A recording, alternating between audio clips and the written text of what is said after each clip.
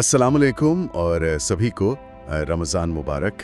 आज हम अपने 30 दिन 30 अंबिया सफ़र के 10वें दिन में दाखिल हो चुके हैं। जी 10वां दिन, और ये तफसीली जायज़ा वाकई बहुत कुछ सिखा रहा है हमें। बिल्कुल।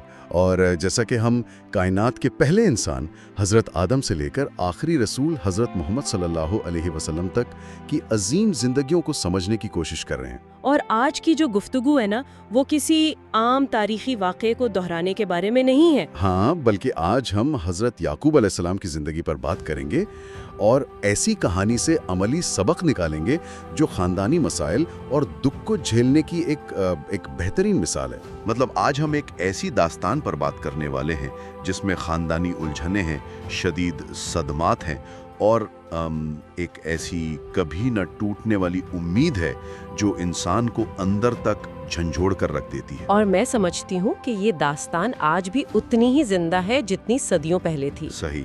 आज का हमारा मिशन दरअसल हज़रत याकूब अलैहिस्सलाम की ज़िंदगी, उनके बेमिसाल सब्र और उस कठिन सफ़र का जायज़ा लेना है जिसने तारीख़ में एक अनमिट नक्श छोड़ा है।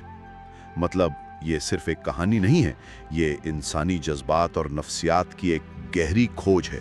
बिल्कुल। और इस दास्तान की गहराई को पूरी तरह समझने के लिए हमें सबसे पहले उस ख़ानदानी पस मंज़र को देखना होगा जहाँ से इस कहानी की बुनियाद पड़ती है। ख़ानदानी पस मंज़र, हाँ, वो बहुत अहम है। देखिए, हज़रत याकूब अलैहिस्सलाम का पस मंज़र कोई आम नहीं था। ज़रा तसव्वुर करें, वो हज़रत इसहाक अलैहिस्सलाम के बेटे और सैयदना हज़रत इब्राहीम अलैहिस्सलाम के पोते थे। यानी नबूवत का घराना।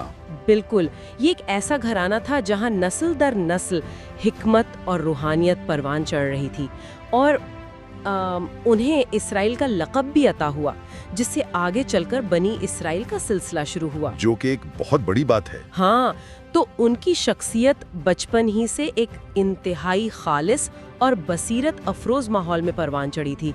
ये वो पस मंज़र है जिसने उनके अंदर वो इस्तकामत पैदा की जिसे दुनिया ने सब्र के एक अबदी इस्तियारे के तौर पर देखा। चलें इस बात की तहें खोलते हैं, क्योंकि जब हम इस अजीम ख़ानदान की हरकियात पर गौर करते हैं तो एक बहुत ही दिलचस्प और पेचीदा सूरत हाल सामने आती है। हज़रत याकूब अलैहिस्सलाम के 12 बेटे थे। हाँ, 12 बेटे। और उन्हीं से बाद में बनी इसराइल के 12 कबीले बने। उनमें हज़रत यूसुफ अलैहिस्सलाम और उनके छोटे भाई बनी अमीन भी शामिल थे। अब एक बाप के लिए तो तमाम बच्चे बराबर होते हैं, लेकिन कहा जाता है कि हज़रत यूसुफ के साथ उनका एक ख़ास लगाव था। वो एक गहरा रूहानी लगाव था। सही। और उसकी वजह हज़रत यूसुफ की गैर मामूली पाकीज़गी थी। लेकिन यही वो मोहब्बत थी जिसने ख़ानदानी रिश्तों में एक दरार डाल दी, और इस सब का नुक्ता आगाज़ एक ख्वाब था। जी, वो मशहूर ख्वाब। मतलब एक दिन कम सिन हज़रत यूसुफ अपने वालिद के पास आते हैं और बताते हैं कि उन्होंने एक ख्वाब देखा है जिसमें 11 सितारे, सूरज और चांद उनके सामने सजदा कर रहे हैं। यहाँ जो बात सबसे ज़्यादा हैरानकुन है वो ये है कि हज़रत याकूब का रद्द अमल एक आम बाप जैसा नहीं था। वो कैसे? देखें, चूँकि वो खुद एक गैर मामूली रूहानी बसीरत रखते थे, वो ख्वाब सुनते ही फ़ौरन समझ गए कि ये कोई आम बचकाना ख्वाब नहीं है। 11 सितारे उनके भाइयों की तरफ इशारा कर रहे थे और सूरज चांद खुद वालिदैन की तरफ। यानी वो समझ गए कि ये आने वाली अजमत की निशानी है। बिल्कुल। एक आम इंसान शायद खुशी से फूले ना समाता, वो पूरे खानदान को इकट्ठा करके बताता कि देखो मेरे बेटे का मुस्तकबिल कितना शानदार है। लेकिन हज़रत याकूब की हिकमत का तकाजा बिल्कुल मुख्तलिफ था। उन्होंने मना कर दिया था। जी, उन्होंने यूसुफ अलैहिस्सलाम को सख्ती से मना किया कि वो ये ख्वाब अपने भाइयों को हरगिज़ न बताएं। वो इंसानी फितरत की इन तारीक वादियों से वाकिफ थे जहाँ हसद जन्म लेता है। मतलब उन्हें पहले से अंदाजा था कि भाइयों के दिलों में कुछ चल रहा है। वो जानते थे कि अगर भाइयों को ये बात मालूम हो गई तो ये उनके दिलों में मौजूद उस शोले को भड़का देगी जो पहले ही कहीं ना कहीं से लग रहा था। ये कितना खौफनाक एहसास है ना, कि एक बाप को अपने ही बच्चों से अपने एक बच्चे को बचाने की फिक्र लायक है। ये एक बहुत बड़ी आजमाइश है। लेकिन बदकिस्मती से जिस बात का डर था वही हुआ। भाइयों के दिलों में हसद की आग पहले ही मौजूद थी। उन्हें लगता था कि उनके वालिद यूसुफ को ज्यादा अहमियत देते हैं, जो कि एक आम इंसानी नफ्सियात भी है।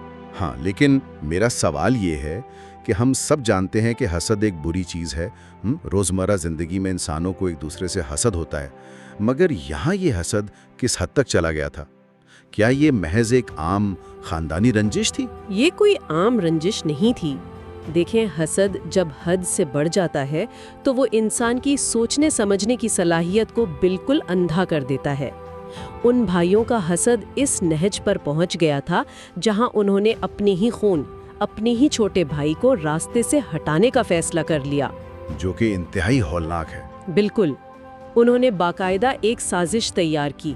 وہ ایک دن کھیل کود کا بہانہ بنا کر حضرت یعقوب سے یوسف کو اپنے ساتھ لے جانے کی اجازت مانگتے ہیں۔ باپ کا دل تو گواہی نہیں دے رہا ہوگا؟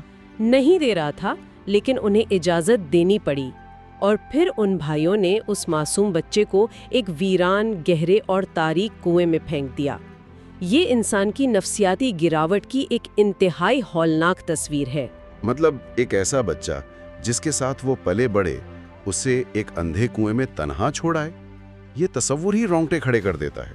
اور اس کے بعد جو انہوں نے کیا وہ مزید لرزہ خیز تھا۔ ہاں، وہ گھر واپس آتے ہیں لیکن خالی ہاتھ نہیں، وہ اپنے ساتھ ایک ایسی چیز لاتے ہیں جو اس سازش کا سب سے ظالمانہ حصہ تھی۔ وہ حضرت یوسف کی قمیض پر کسی جانور کا جھوٹا خون لگا کر لاتے ہیں اور روتے ہوئے جھوٹی کہانی سناتے ہیں۔ بالکل، روتے ہوئے اپنے والد کو یہ کہانی سناتے ہیں کہ ہم تو کھیل میں مصروف تھے اور پیچھے سے یوسف کو بھیڑیا کھا گیا۔ ذرا اس لمحے کی ہولناکی پر غور کیا جائے۔ ایک بوڑھا باپ جو اپنے بیٹے سے بے پناہ محبت کرتا ہے، اس کے سامنے اس کی خون آلود قمیض رکھ دی گئی ہے، موت کی خبر سنائی جا رہی ہے۔ یہاں آ کر بات واقعی بہت دلچسپ ہو جاتی ہے۔ اس طرح کے دل خراش واقعے پر ایک انسان کا عام رد عمل کیا ہوتا ہے؟ ظاہر ہے چیخو پکار، بے حواسی، یا شاید انتقام کی آگ۔ بالکل، یا ان بھائیوں پر حملہ کر دینا۔ لیکن حضرت یعقوب کا رد عمل کیا تھا؟ جب ہم اس واقعے کی تفصیلات پر غور کرتے ہیں تو معلوم ہوتا ہے کہ حضرت یعقوب علیہ السلام نے اپنی فراست سے اس سازش کو فوراً بھانپ لیا تھا۔ قمیض پر خون تو تھا، لیکن قمیض کہیں سے پھٹی ہوئی نہیں تھی۔ کیا بات ہے، مطلب بھیڑیا کھا گیا اور قمیض سلامت رہی؟ بالکل۔ تو انہوں نے اس گھڑی ہوئی کہانی کو رد کر دیا اور ایک ایسا جملہ فرمایا جو آج بھی تاریخ میں گونج رہا ہے۔ سورہ یوسف کے حوالے سے انہوں نے فرمایا کہ تم لوگوں نے اپنے دل سے ایک بات گھڑ لی ہے، تو اب صبر جمیل ہی بہتر ہے اور اللہ ہی سے مدد مانگی جاتی ہے۔ صبر جمیل؟ جی، اس موقع پر ہمیں صبر کے اس تصور کو سمجھنا ہوگا جسے اکثر غلط سمجھا جاتا ہے۔ صبر کوئی کمزوری نہیں ہے، یہ محض ہاتھ پر ہاتھ دھر کر بیٹھ جانے اور خاموشی سے ظلم سہنے کا نام نہیں ہے۔ تو پھر یہ کیا ہے؟ یہ ایک انتہائی متحرک اور طاقتور کیفیت ہے۔ یہ ایسا ہے جیسے انسان ایک شدید طوفان کے درمیان کھڑا ہو، ہوائیں اسے اکھاڑ پھینکنے کی کوشش کر رہی ہوں، لیکن اس نے امید اور یقین کا چپو مضبوطی سے تھام رکھا ہو۔ لیکن یہاں ایک سوال پیدا ہوتا ہے۔ ایک طرف وہ فرما رہے ہیں کہ صبر جمیل ہی بہتر ہے، اور دوسری طرف ہم دیکھتے ہیں کہ آگے چل کر وہ اپنے بیٹے کی جدائی کے غم میں اتنے نڈھال ہوئے، اس قدر روئے کہ مسلسل رونے کی وجہ سے ان کی بینائی تک چلی گئی۔ ہاں، یہ ایک بہت اہم نقطہ ہے۔ عام طور پر تو ہم یہی سنتے آئے ہیں نا کہ اگر کوئی رو رہا ہے، اپنا دکھ بیان کر رہا ہے، تو اس کا مطلب ہے کہ اس کا صبر ٹوٹ گیا ہے۔ تو پھر حضرت یعقوب کے اس بے پناہ دکھ اور ان کے صبر کے دعوے کے درمیان یہ کیسا تضاد ہے؟ اگر وہ اتنا رو رہے تھے تو یہ کیسا صبر تھا؟ میں بتاتی ہوں۔ یہ ایک بہت ہی شاندار اور بنیادی نقطہ ہے جسے اکثر لوگ نظر انداز کر دیتے ہیں۔ یہی وہ غلط فہمی ہے جسے دور کرنا بہت ضروری ہے۔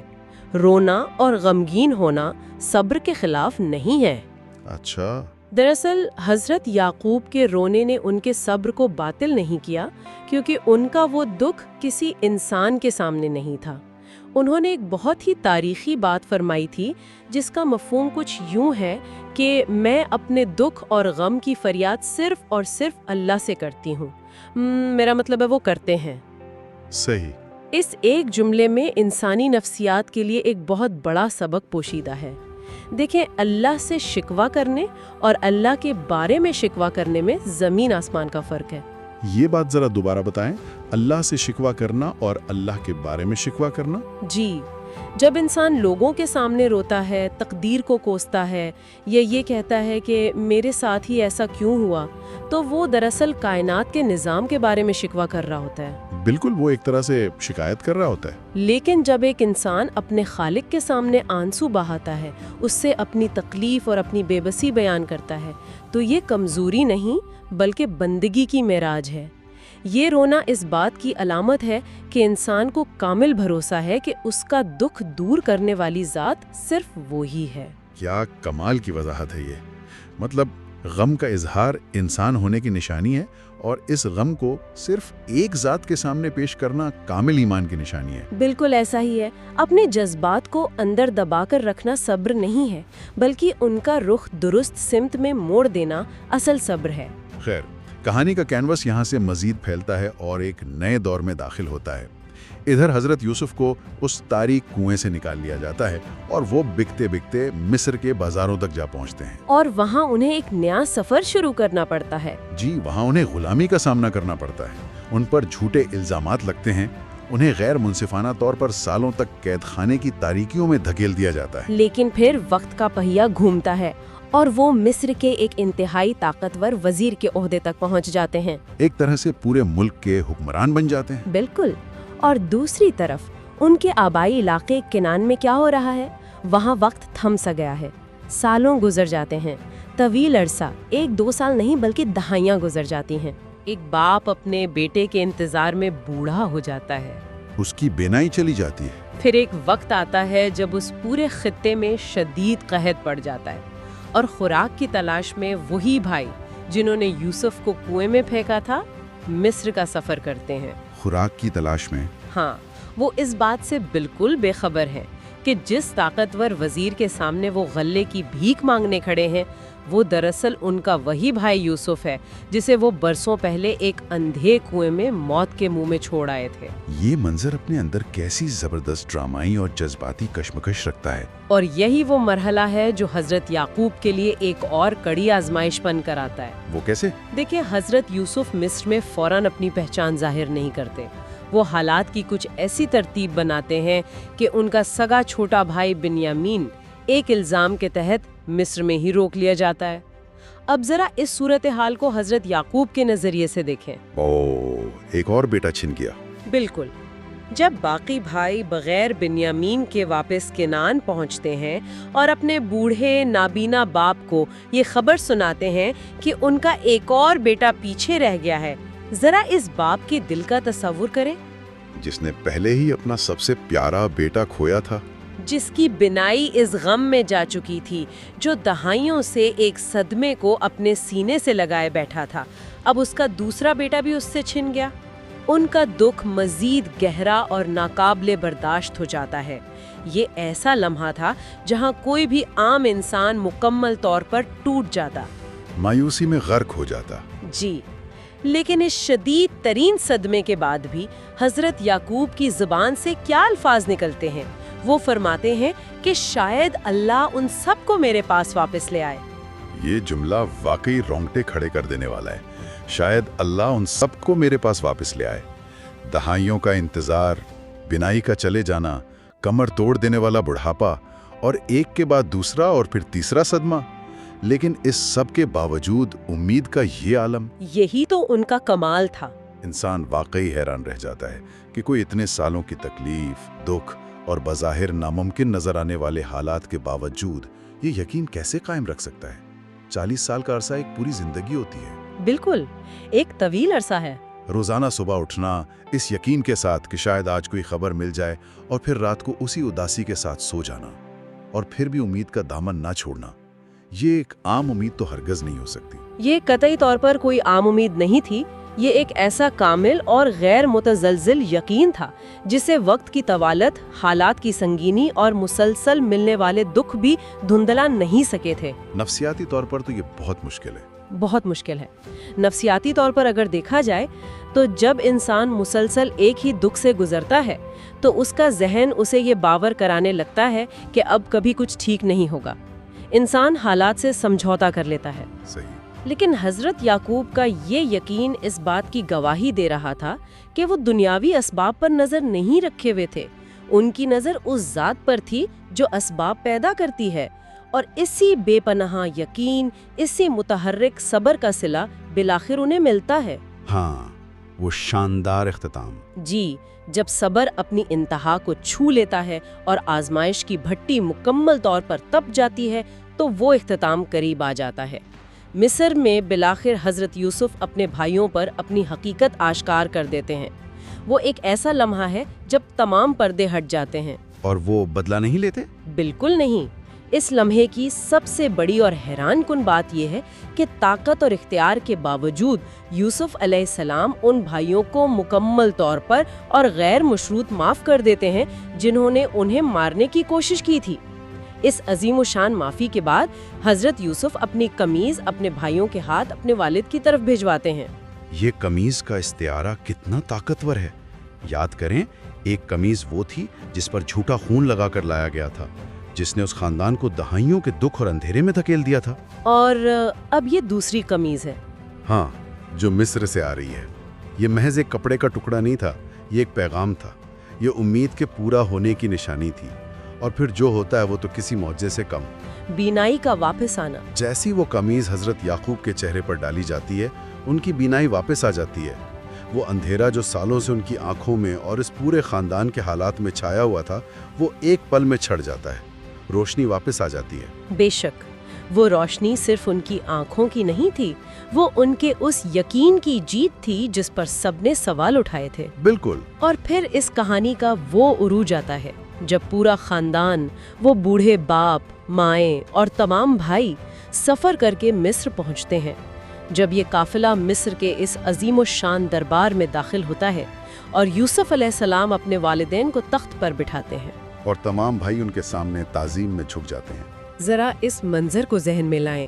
یہ وہ لمحہ تھا جب دہائیوں پہلے ایک کم سن بچے کا دیکھا ہوا وہ خواب، جس میں 11 ستارے، سورج اور چاند اسے سجدہ کر رہے تھے، وہ پوری طرح حقیقت کا روپ دھار لیتا ہے۔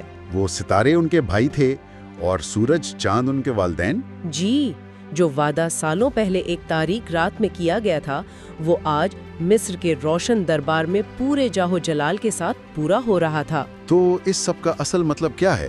ہم آج کے اس جدید دور میں بیٹھے ہوئے اس صدیوں پرانی تاریخی داستان سے کیا اسباق اخذ کر سکتے ہیں؟ بہت سے اسباق ہیں۔ اگر ہم ان تمام واقعات کو یکجا کریں تو ہمیں کچھ انتہائی واضح پیغامات ملتے ہیں۔ سب سے پہلی بات تو جو ہم نے سیکھی وہ یہ کہ رونے اور غم منانے کا مطلب ہرگز یہ نہیں ہے کہ انسان کمزور ہے یا اس کا ایمان کچا ہے۔ تکلیف پر رونا انسانی فطرت ہے۔